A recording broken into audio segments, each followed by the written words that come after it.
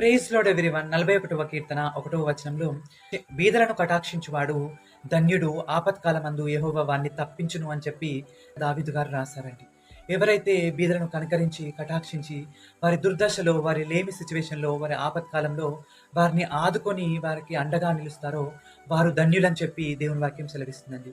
ఇంకో చోట బీదలకు సహాయం చేసేవారు యెహోవాకు అప్పిచ్చువారు అని చెప్పి వ్రాయబడి ఉంటుందండి.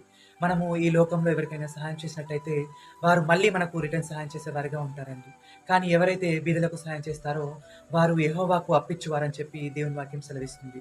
ఒక మనిషికి మనం సహాయం చేసినట్టయితే వాళ్ళు రిటర్న్ చేసిన వారిగా ఉన్నట్టయితే మనము దేవునికి సహాయం చేస్తే దేవాదేవుడు మనకి ఇంకెంత గొప్ప సహాయం చేయగలడు. కానీ మనం ఎప్పుడైతే బీదలను కటాక్షించి వారి లేమి దశలో వారికి మనం సహాయం చేసే వారిగా ఉంటామో, మనము ఏదైనా ఆపత్కాలంలో ఉన్నప్పుడు, ఏదైనా శ్రమ కాలంలో ఉన్నప్పుడు దేవుడు వాటి నుండి మనల్ని తప్పించేవాడిగా ఉంటాడండి.